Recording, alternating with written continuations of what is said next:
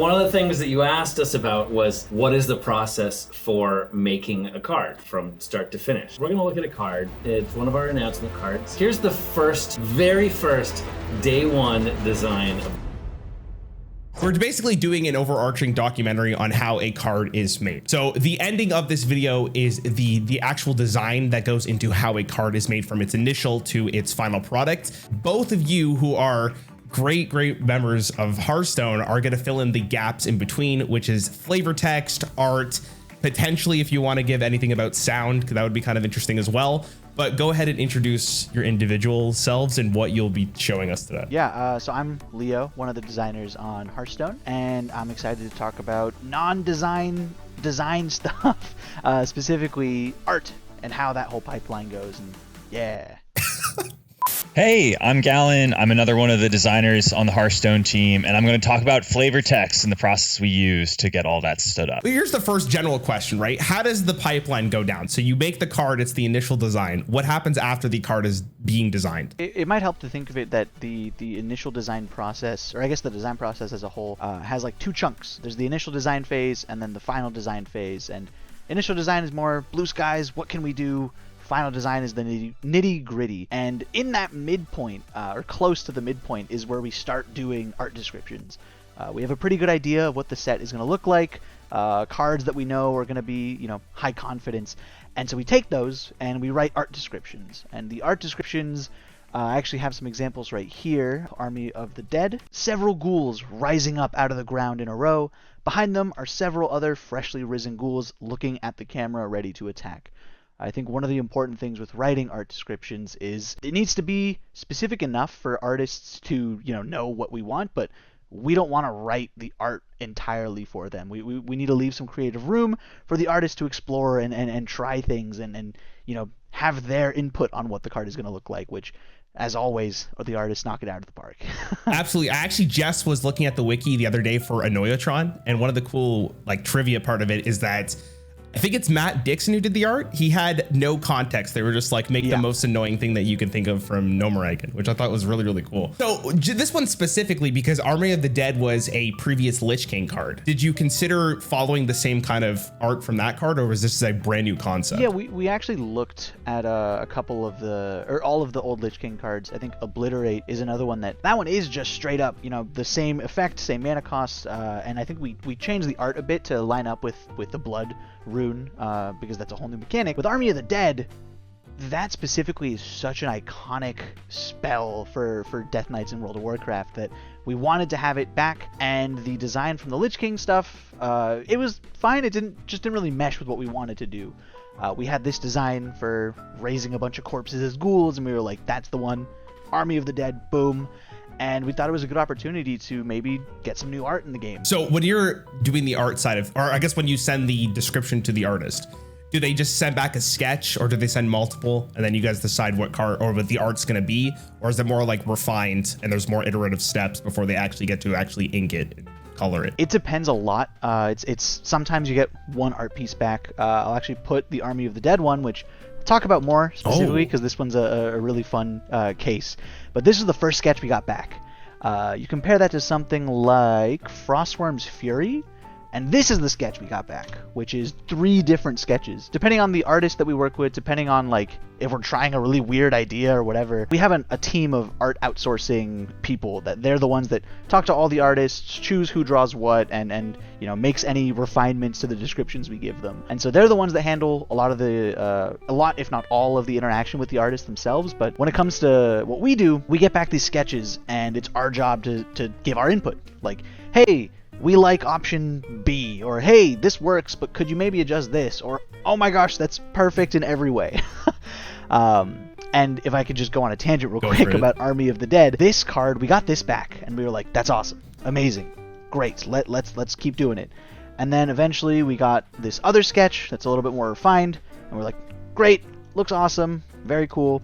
And we got this back, and I think at this point in the dev, or in the design process, we had pretty much locked down the runes and how they work. And this was always an unholy rune card. And one thing that we try to do with minion types, but also with spell schools and now with runes, is matching the very first glance color and appearance of a spell to what they are. And in this case, we had an unholy card, but it looks super, super, super frosty, and it's also a shadow spell. So this art was dope. It was awesome. It just didn't fit the unholy or the shadow aspect of it. We even tried to get a revision to maybe fit what we wanted. Definitely looks more shadowy, but still was missing just some it still looked a little bit too frosty. So we got another sketch. From the same artist. And this sketch, awesome. Another really cool piece, and definitely looks super shadow. And the final piece that we got, which you'll see on the card itself, doesn't look frosty. It looks very shadow. It has some blues, but it's not overwhelmingly blue. And it looks great as an unholy card. Like it's actually, wait, hold on. I gotta kind of like soak this in. This is kind of cool. You said that someone has to approve this, right? Who is actually approving the art for the card? Is it the entire like design team, or is it a specific group of people? On the design side, it's the set lead. So for March of the Lich King, that was Chad Nervig. For Murder at Castle Nathria, that was Cora. And, you know, whoever leads the set is the designer that is saying yes or no. Sometimes, in some cases, they'll reach out to other designers and be like, hey, what do you think? I'm on the fence. But they're the one that gives the design approval, and then all the art outsourcing managers also have their own, you know, takes and approvals and stuff like that. Makes sense. What about, like, how do you guys pick the artist? Because I know that, there, like you said, there's so many artists you guys work with. Just in Hearthstone alone, you can notice that there's different art. Is there a specific artist in mind for a card like Army of the Dead? When we have a character that's like Matt Dixon's art style, for example, super fun, very like colorful, pops really well. We usually give him really fun, very kind of goofy characters because the style just fits what character we're making. Obviously, we can't give every artist like 100 pieces. So I imagine it boils down to who have we worked with that's awesome? Are there any people we haven't worked with that are still awesome, and divvying it up from there. But again, don't take my word as gospel. That's just what I think. So another really interesting question is, because you went through so many iterative designs of this specific card, how long does a typical art piece take for an individual card? Oh man, that again depends. I mean, every artist has their own, you know, process. Sometimes they're busy with other stuff, so they give us a sketch, and then we don't hear back from them for a while to give us like a colored piece. But I think there are moments where you get stuff back really quickly, and it's like, oh my god, this card looks awesome. It looks amazing. There are moments where stuff takes a little bit longer. I think with Army of the Dead, obviously with just how much iteration happened here, we did go through a lot. But another example of maybe something that didn't take as long is Patchwork. Here's a sketch. Boom. Looks awesome. Here's the first color, which you might think, hey, that's done. And that's where you're wrong. His head is too small, so his head is a little bigger, and that's done. So a lot less iteration here, but again, it just depends on the artists, the specific timeline of stuff. We also divvy art up into different art waves, so stuff that's sent out in the first art wave is going to get typically done a lot sooner than stuff sent out in the second art wave, because that one's a couple months ahead. Basically, to make a art for a card, it can span from like a couple of weeks to a couple of months, right? You guys obviously do this way in advance. Yeah. Oh my god, like the multiple designs for what's the triple frost card called? I forget what it's called already. Frost. Sorry, you sounded so disappointed when you said that. No. Come on, man. You don't know them by heart now? I have to physically play the card multiple times before I remember. Quick question for you, Leo. What is your favorite art in the game? My favorite art in the game? Myra Rotspring. I actually have... I can... Here. Give me 1 second. Give me 1 second. Where is it? I have like a metal plate of Myra Rotspring somewhere. It fell, which is why I don't have it. Why that card? It's really interesting. It just looks so cool. Are you kidding me? Okay, I found it. It's coming. It looks so sick. The colors are amazing. It's like a forsaken mad scientist with potions and stuff. I don't know. This card's interesting. I played this card purely because the art was so sick. That's the Boomsday Rogue Legendary, right? I'm trying to remember. Yeah. Wow, that's pretty crazy. Gallon, what is your favorite art in the game? What is my favorite art in the game? That's an easy answer. For me, it's Zalag, the Abyss from Voyage to the Sunken City, because it was the first colossal minion that I saw. And when we were shown these art pieces, it was the full 5-image thing. So you actually had to like scroll across your computer to see the entire image. And then seeing it in game was just this moment of, oh my gosh, you know. I've had a lot of those moments as a player when you go to the design part of things and you're in the trenches, you're working on it day in and day out. Sometimes the really awesome stuff we can create might seem like not mundane, but just like something that you've been working on so long that the excitement is spread out.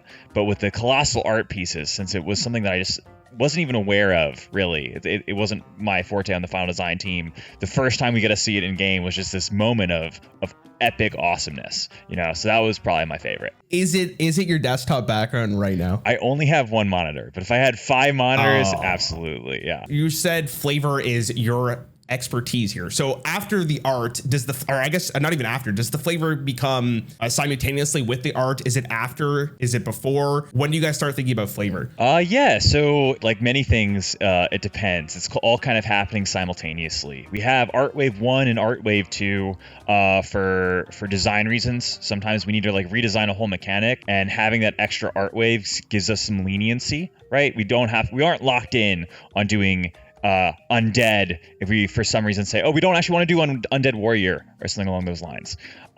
So having that second art wave means that we have a lot of leniency in the game design process, but it does mean when we do the flavor text, there might be some art pieces that are done and some that are just sketches. So when we go through this process, half the cards will be fully done and half the cards will still be sketches, or might not even have art in at all. But for how the process works, we've updated a pretty large amount over the last couple sets. We try to figure out what process is the best for doing this. And right now, the way that it works is we will collect all the different art pieces we have in the game, all the different cards, and we'll send out these giant emo blasts to everyone on Team 5. So no matter who you are on the team, you don't have to be a designer. You can just click on this email and give some witty quips or responses to any of these art pieces that come to mind. Then people vote on it, and our current process is the design team will take all of those answers, we'll collate them into like one giant Excel sheet and say, is this good? Is this funny? And most of the time the answer is yes. And sometimes it's like, this is funny, but let's update it a little bit. Or sometimes we'll have to create an entirely new flavor text. But for instance, let's show you a card. This was Dark Transformation. So if you see Dark Transformation in this process happens like a few months before the set releases. So one thing to notice, Dark Transformation is 3 mana and it's summoning a 5/5. That changed in final design, right? In the balance return weeks that we have. So small changes like that might still be around for flavor text.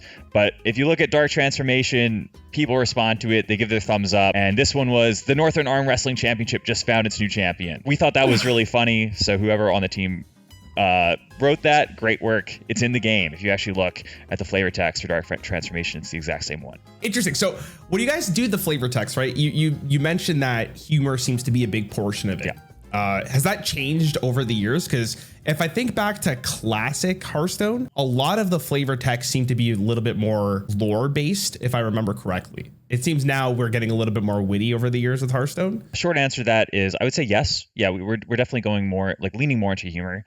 It's important that we still have a balance, like a mixture of different types of flavor text. I think there's still moments for that very serious hits. Like I think of Ambassador Faelin from Voyage to the Sunken City had a pretty somber flavor text about this highborn night elf going back to the ruins of his once great homeland, right? And will he really find what he wants there?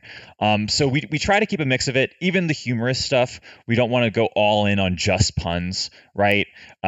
So just having that mix keeps it varied, keeps it entertaining, right? We want you to be able to click on this card, get a slight chuckle, and have fun with it. So having that mixture helps keep up the variety. And when you do flavor text, because I'm assuming the designers also get a piece at it, right? Because you guys are literally making the cards. Is there ever like a point where flavor text is just picked immediately because it's so perfect for the card? Do you have an example of that? Is there ever times where flavor text? I mean, all the time, right? We'll see a lot of answers like this one. The Northern Arm Wrestling Championship was picked immediately. We didn't have to think about it. That was funny. Let's go. I think the funnier times are when we either have to like design a new or create a new flavor text, or we have this really funny idea to work off of an already good flavor text. For instance, here's a card that I'm very proud of my contribution here. And Leo and I can tell a story about this one. It's Blood Boil. All right. Oh, card's so different. Yeah. A couple things to note before we get into that. Obviously, everything about this card has kind of changed. We had this plague style effect. There was these 3 different plagues. It was really evocative of the Death Knight flavor, but the gameplay just wasn't wasn't quite there. So what we did was we sat down and said, what are the most fun cards? What are the most fun versions of these types of effects? Can we just create individual cards out of that? And oftentimes that will happen. We'll have cards with different text boxes on the flavor text. So what we do is we just put the new text at the top. Hey, this is lifesteal. Infect all enemy minions. At the end of your turn, they take 2 damage. And that's what the card is today. But the main flavor text that we got for this that people thought was pretty funny was, and once your blood is at a boil, throw in the spaghetti. Now, this is good. If we ship this, I think people would laugh. But I saw this and said, hey, we have an opportunity here that we cannot miss out on. And I think Leo was in the same meeting as me as well. And I was basically pleading with him and the rest of the team, look, guys, I don't know if you've seen the Glad You Could Bake It Uther video, but we have to say Plagetti here. Like, we have to. And here's what's sad, all right? Our team knows Hearthstone, if you've ever watched those videos of the Do You Know Hearthstone, but they do not know World of Warcraft memes, all right? No one else in the room knew what I was talking about when I was saying throw in the Plagetti. I was so shocked, okay? I had to be on my knees pleading, like, this is so funny, we got to do it. And I think I wore them down enough to the point where they finally relented. It might have been something where Leo was like, hey, Edward, I have this really dumb idea for the future, so I'll give you this one as long as you go along with me. So, you know, there's a little bit of bribery going back and forth trying to vie for which flavor text we want to put in the set. So yeah, it's one of the funny stories from flavor text. So it seems like flavor text is usually like I wouldn't say the most fun, but the funniest part of designing a card, right? So do you guys have your own favorite flavor text in the game? I have one answer for this. It's one of Leo's. It's for, I believe it was Snowfall Guardian. The flavor text was, you're finally awake. That fall looked really bad. Demon hunters? Mercenaries? What are you talking about? Come on, I just unpacked a golden Marabi. Let's go build a free shaman deck. And it's so good. Good job, Leo. Leo, that was actually... Sorry, go. Let's also not mention the fact that I designed the original card. Sorry, we learn from our mistakes, right? Yeah, for sure. Okay. My favorite flavor text is actually one of Edward's, which is magnifying glaive. Oh, that one's actually so good. It's just the word vengeance, and it's tiny. Yeah. When I first saw that, I was like, I don't think we're ever gonna top this. This is the best. It was really good. Yeah, that's actually an underrated one. It's honestly really cool to hear how like flavor text and the art comes to a card. It feels like it's such a simple process from the outside, right? Because we only see the final product, but it seems like a lot of work goes into this, especially the flavor text. Like, it's got to be perfect. I've never thought in my life I'd actually get to see how a card is being made. So I appreciate you guys both doing it. Yeah, this is a lot of fun. Thank you so much. Looking forward to the new expansion releasing December 6th. You're showing me a card from the new expansion? Yes. March of the Lich King. Yes. Okay. All right. So one of the things that you asked us about was, what is the process for making a card from start to finish? And I want to walk you through that using an example. We're going to look at a card. It's one of our announcement cards. It's called Lord Marigar. Okay. And the goal with Lord Marigar was, we want to make the ultimate corpse spender. So that was the idea we started with. Here's the very first day one design of Lord Marigar. Tell me what you think. Give me your critique. So just in case someone doesn't know, the corpse mechanic is brand new to Death Knight. Yes. And every single time a friendly minion dies, unless a card says so, they get a new resource known as a corpse. Yes, okay, which shows up under your mana bar, so you can see how many corpses you have. Yes. Okay. And then cards will spend them. Okay. So we're gonna jump way ahead. So we got art. That's a big upgrade. We've got a new design for the card. We've still got the hokey early temp unholy runes up there. But talk to me about that card design. What do you think of that design? So the first thing here is you went from day 1 to day 160. So this is miles. It was a bit of a jump. It was a huge jump. Okay. A bit of a jump. So it's still 9 mana.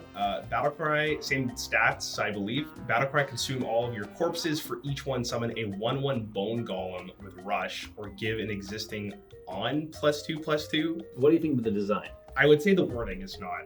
The wording was a little... Summon a 1/1 Golem. Yeah. So again, for a payoff, I don't think 1/1 Golems would be that good. You would have to have a huge density of them to actually be worth the payoff to get the buffs on them too. randomly though feels so bad. Oh my god, it's hard to know if this design is bad. I don't think this is that bad. I don't think it's awful as a payoff for corpses. It doesn't feel necessarily great because if you don't actually have a huge density of corpses, it feels like you're doing nothing technically. So I would feel like this just doesn't feel like a good payoff for the deck that you're going for. It definitely is intended that like this is for when you've got a bunch of corpses. If you only have 3 corpses, this isn't going to pay off. Yeah. Okay, next. Day 328? Yeah. Oh my This card's been going for a while. This is a long process. Oh my Yeah. god. So we got another round of UI here. UI is now the squares there. And the design tweaked a little bit.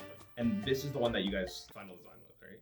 This is it? No? I don't know. Oh. What do you think? I don't see a problem, but I have a feeling there is a So you think this is the real card? I think that's the real card. You think this is the real card? No. All right, next up, we fixed the UI to like, this is actually, I think, pretty close to the final UI. Now, are you happy with it? Is this right? It looks good. You think this is good. the final It card? looks the final card. This is the final You're card? gonna say it's not. It looks good. You changed the stats. We juiced it. It wasn't strong enough. So wait, sorry. The last stats were a 6/7 for 8 mana, 5/6 for 6. Okay, so why is this card need a buff stat wise when Kel'Thuzad is a 6? Just power level, just the deck archetype that it's in, the cost of corpses. So we wanted to make sure that it was. It felt like a presence, Yeah. Okay. Feels like a presence, and even with not a huge number of corpses, you get at least one pretty big minion off of it that way. So this was the problem. We juiced. You spent 340 days. 340 days on this single card. And that was just from the first time that I screenshotted it.